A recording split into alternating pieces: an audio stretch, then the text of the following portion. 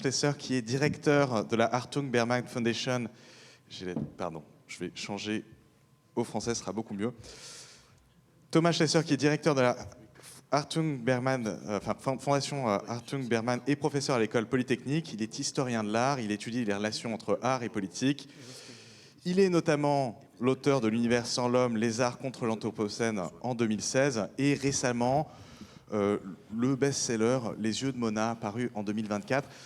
Ça n'est pas pour sa plume donc d'auteur à succès que nous l'invitons, mais pour celle d'un historien particulièrement sérieux qui s'est intéressé à des thématiques qui nous passionnent, notamment que Flora Katz a beaucoup travaillé également sur une perception donc non anthropocentrée de l'art. Merci Thomas d'être avec nous. Merci à vous. Je fais un tout petit préambule très rapide. Du temps programmé de 30 minutes, on doit passer au temps improvisé de 15 minutes. Ce qui fait que je dis d'emblée au traducteur de lâcher les notes que je leur ai données. Parce que, évidemment, transformer une épopée en haïku nécessite de renouveler la vision des mots. Donc voilà, je vous préviens tout de suite. Et la deuxième chose, c'est que du coup, je préfère vous prévenir, je ne lirai aucune des citations qui seront à l'écran, mais je me tiendrai à votre disposition pour vous les donner. Et je passerai de façon très rapide sur beaucoup de choses. Ce n'est pas très grave. Il suffit de regarder mon livre sur l'univers sans l'homme pour trouver toutes les explications. Allez, je me lance. L'expression « univers sans l'homme » ou « nature sans l'homme » sur le plan esthétique, elle vient du salon de 1859 de Charles Baudelaire. Baudelaire vise à ce moment-là la mouvance dite réaliste qui émerge dans les années 1850 sous le Second Empire. Et par univers sans l'homme, il n'entend pas seulement le fait que la mouvance réaliste va débarrasser la représentation de la figure humaine, mais aussi le fait que dans l'esthétique réaliste, il y a une négation de l'imagination et de l'idéalisation, et de ce fait, aux yeux de Baudelaire, eh bien, le prisme humain, ce qui fait que nous sommes des humains, est comme nié, annihilé, parce que nous aurions un regard, enfin les artistes auraient un regard froid, mécanique sur les choses. Dans le salon de 1859, Baudelaire ne vise pas spécifiquement Gustave Courbet, puisque celui-ci n'expose pas au salon, mais évidemment c'est Courbet, son ancien ami, rencontré sur les barricades en 1848, enfin, avec lequel il a beaucoup vécu, qui est dans son viseur. Gustave Courbet qui fait donc qui se lance dans le développement d'un paysagisme extrêmement rugueux, matiériste, avec des effets bien connus d'empattement, d'utilisation de peinture au couteau, et où Courbet dit tout simplement « moi je fais de la peinture qui est exacte comme les mathématiques ». Naturellement, il y aurait 1000 nuances à apporter sur cette vision de la peinture de Courbet, mais c'est ça que vise Baudelaire dans son salon de 1859. Également dans son viseur, il y a la photographie. La photographie, qui est un art, une technique alors nouvelle.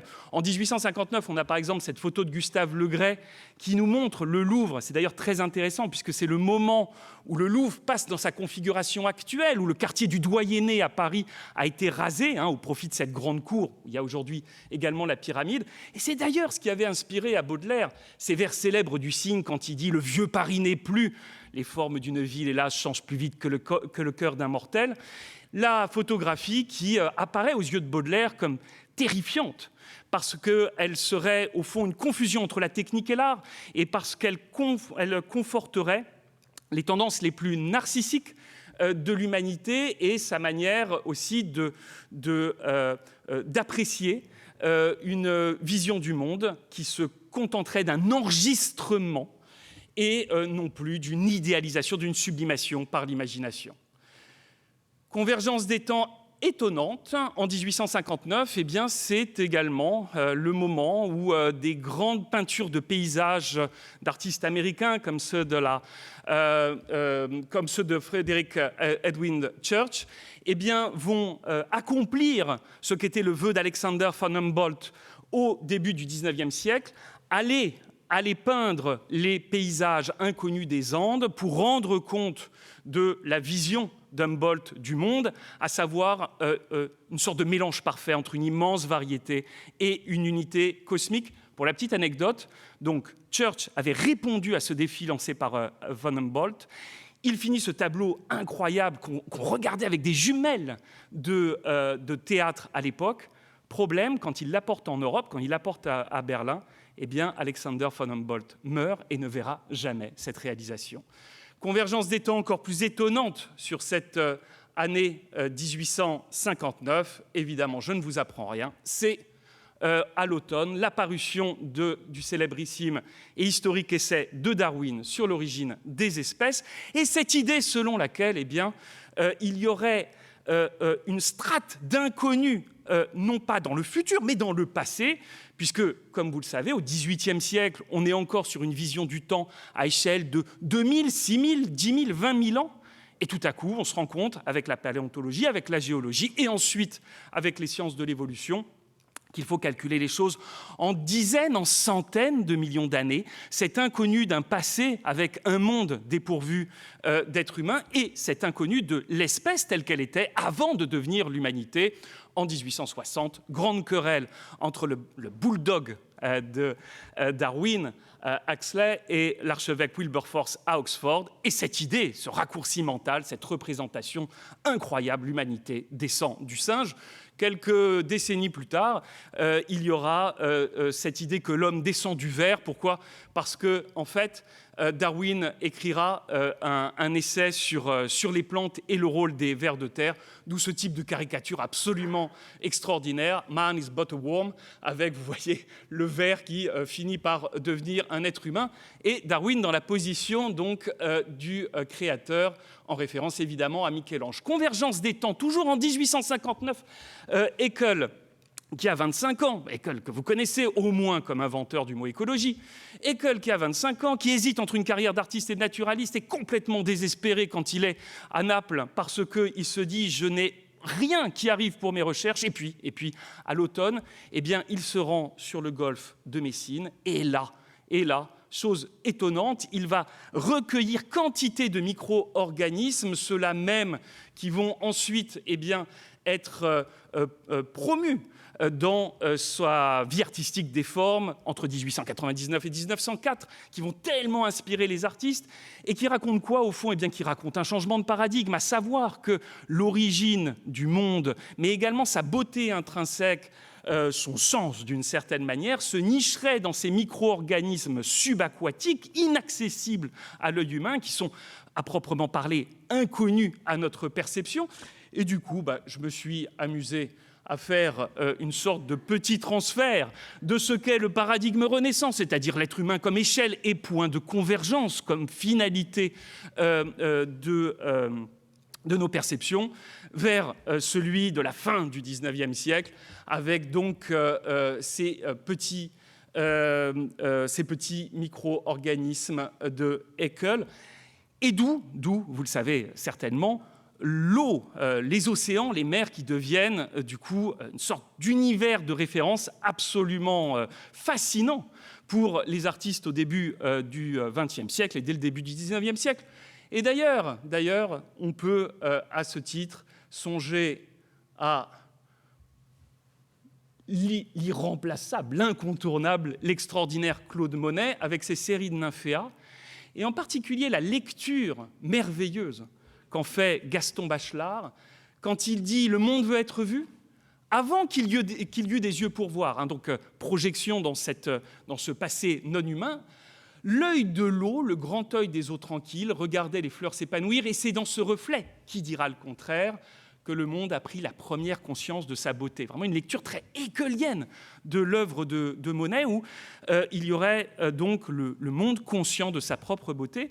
Au fond, ce qu'il y a de très émouvant avec Monet, ce n'est pas simplement la force picturale en tant que telle, c'est aussi ce qu'elle nous raconte de perception non humaine sur la beauté de ce qu'est l'univers. Alors, de l'œil des eaux tranquilles à l'œil d'Alfred Kubin, il y a un grand écart. C'est pour vous montrer que l'océan est aussi, les mers, le subaquatique est aussi dépositaire de la terreur, de l'inconnu.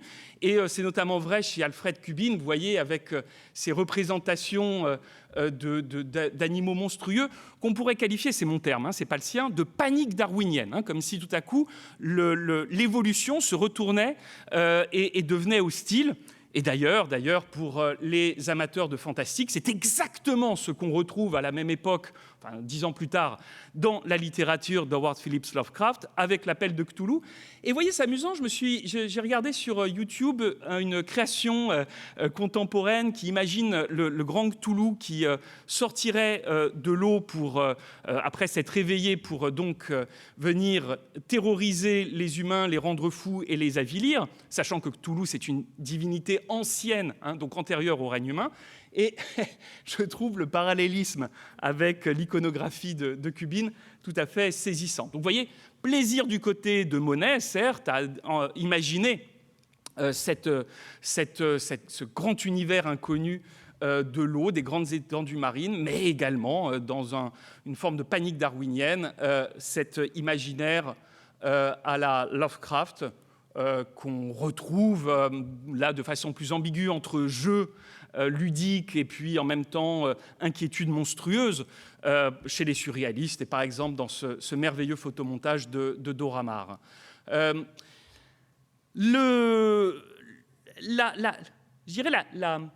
L'imaginaire de la transformation permanente du darwinisme a abouti aussi à cette vision euphorique d'une évolution vers une technique toujours plus accélérée, toujours plus efficace, toujours plus agitée, notamment chez les futuristes, avec, vous le savez très certainement, une orientation vers quelque chose de plus en plus fascisant, encore que pas chez Luigi Russolo, qui est resté éloigné des théories du règne, de la prise de pouvoir de Mussolini, mais évidemment chez d'autres, en premier rang desquels Marinetti, c'est le cas.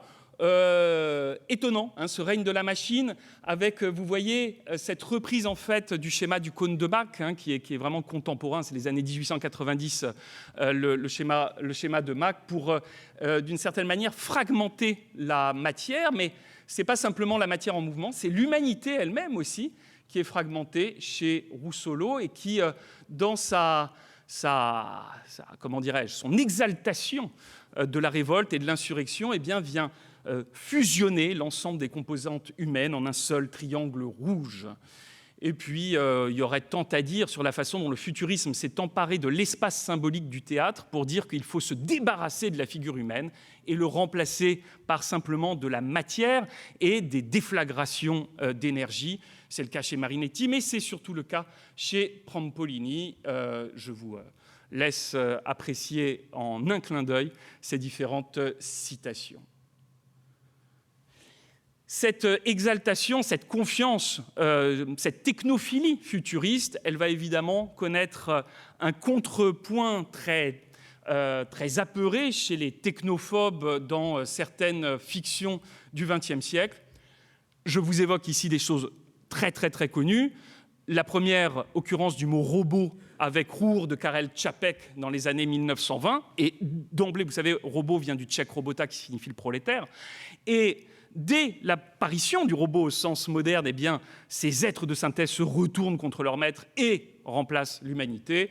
Évidemment, l'ordinateur HAL 9000 dans le 2001 de Stanley Kubrick et dans Matrix, ces machines qui entretiennent la rêverie humaine pour simplement avoir de l'énergie au service d'elle-même contre une humanité réduite à son illusion.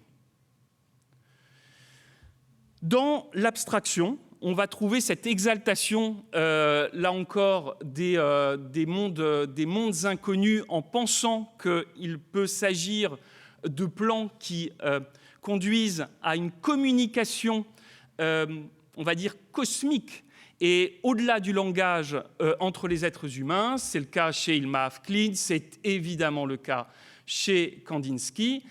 Et même quand l'abstraction tourne à la gestualité, eh bien, il reste derrière cet aspect très anthropophuge une dimension extrêmement humaine, puisque, que ce soit chez les Américains comme Jackson Pollock ou comme Lee Krasner, il s'agit d'un enregistrement de la corporalité, de l'action humaine sur la toile, et c'est évidemment vrai aussi chez les gestuels européens comme Georges Mathieu ou encore comme Hans Hartung, là où il y a par ailleurs une abstraction qui sert plutôt le discours de terreur à l'endroit de ce qu'on pourrait appeler avec Michel Serres la thanatocratie, le pouvoir de la mort. On a cité Günther Anders également sur l'obsolescence de l'homme, c'est-à-dire eh bien, l'ère post-atomique qui se manifeste de manière bouleversante chez un artiste de l'arte nucléaire comme Enrico Bage et évidemment chez les artistes du mouvement Gutai, les artistes japonais.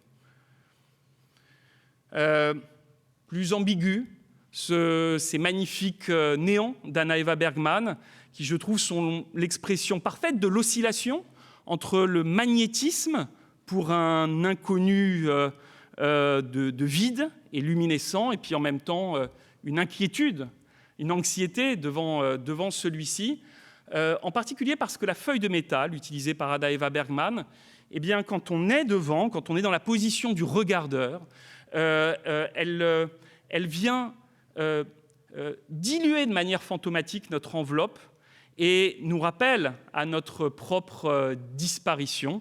Je précise d'ailleurs au passage qu'un de ces néants, le néant d'argent en l'occurrence, est exposé en ce moment à la Fondation Carmignac. Je ne pouvais pas terminer cette conférence sans mentionner évidemment l'un des grands noms de l'art d'aujourd'hui, un nom très très important, Pierre Huyghe. Je sais que Flora Katz est dans la salle. Je cite d'ailleurs une archive qu'avait trouvée Flora, très très étonnante, où juste Pierre Huyghe écrit « Univers sans lâche, sans l'homme, 2 points possibles ». Extraordinaire. Et puis toutes ces considérations en effet sur l'importance sur le plan poétique et politique, même si c'est un peu une facilité d'esprit de lier les deux choses, sur le fait que quelque chose ait lieu quand bien même il n'y a pas de regard humain sous-entendu, pour l'apprécier. Occasion pour moi de vous dire une chose un tout petit peu plus, un tout petit peu plus disruptive. Je vous ai mis ici plein d'artistes que j'aime énormément, Angelica Marcoul, Abraham Poincheval, Cécile Beau, Eva Jospin. J'aurais pu ajouter Laurie Dalava qui est présente dans la salle. Évidemment, la nature, l'environnement, l'anthropocène qui est égal à un thanatocène, tout ça est très très présent dans l'art d'aujourd'hui, omniprésent.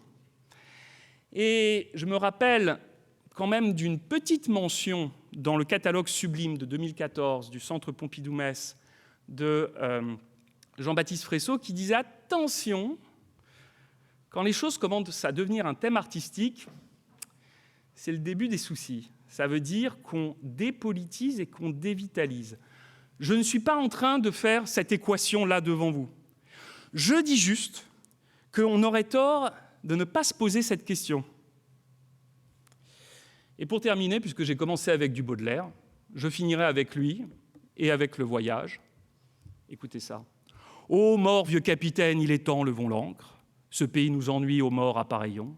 Si le ciel et la mer sont noirs comme de l'encre, nos cœurs que tu connais sont remplis de rayons. Verse-nous ton poison pour qu'il nous réconforte. Nous voulons tant ce feu nous brûle le cerveau. Plonger au fond du gouffre, enfer ou ciel, qu'importe, au fond de l'inconnu, pour trouver du nouveau. » Je vous remercie. Bravo.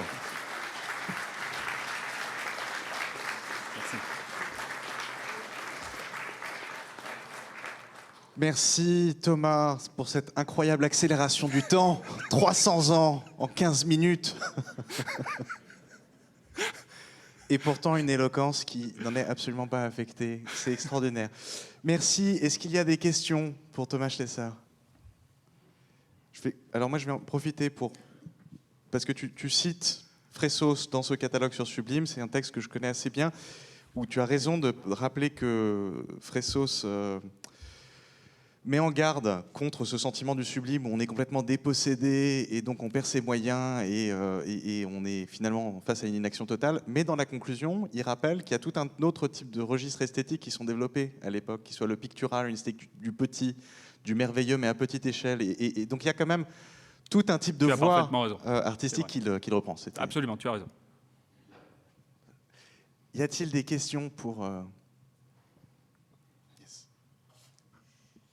Merci Thomas pour cette très belle intervention. J'avais juste une question, si je me souviens bien, dans ton livre, tu commences aussi par un événement fondamental, je crois que tu n'en as pas parlé, qui est ce tremblement de terre. De Lisbonne en 1755, absolument.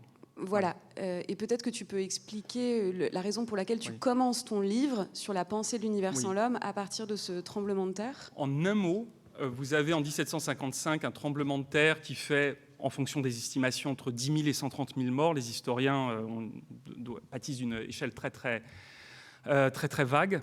Et en fait, il y a une querelle qui se pose à ce moment-là, parce qu'il y a une lecture très classique de l'événement qui consiste à dire c'est une sorte de punition divine.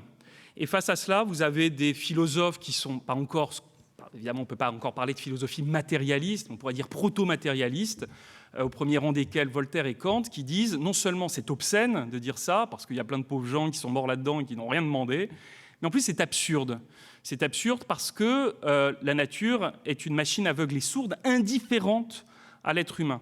Donc ça coupe, si vous voulez, un segment transcendantal, d'une part, mais coupant le segment transcendantal avec Dieu, même si ni Kant ni Voltaire ne sont des agnostiques au sens strict, eh bien, se profile l'idée qu'il y aurait une mécanique naturelle, un espace qui serait indépendant de l'espèce. Et ce qui est dingue, c'est que ça converge à ce moment-là avec toutes les peintures de catastrophes que vous pouvez trouver à la même époque. Et donc, vous avez une convergence, c'est pas qu'il y ait un basculement, mais vous avez une convergence entre l'histoire du goût et l'histoire de la pensée. Et en un dernier mot, c'est très important de le préciser, si ce paradigme anthropophuge, c'est mon mot, excusez-moi, c'est un peu cuistre, mais c'est pas grave, vous me le pardonnerez, de l'univers sans l'homme commence à naître à ce moment-là, ce n'est pas pour autant que je prétends que ça devient le nouveau paradigme dominant qui remplacerait le paradigme renaissant de l'humanisme. Pas du tout, c'est juste que c'est la naissance d'un nouveau paradigme parallèle, avec des signaux faibles, mais quand même intéressants. Voilà. Y a-t-il d'autres questions ? En tout cas, c'est passionnant de voir comment tu replaces ces paradigmes, justement, ce paradigme qui évolue en parallèle et non pas qui vient le remplacer. Et c'est en fait, quelque part, la notion de signaux faibles que tu nous présentes de manière esthétique, qui est quelque chose qui nous intéresse énormément dans cette notion de l'exploration esthétique de l'inconnu. Cette question du signaux faible qui peut donc pas venir nous révéler, mais en tout cas nous aiguiller. Et on parlait ce matin de vigie, de l'artiste comme vigie, de formes artistiques qui nous se mettaient dans cette position-là. Et je crois que cet exposé nous le montre d'une manière absolument remarquable. Merci Thomas. Merci à vous.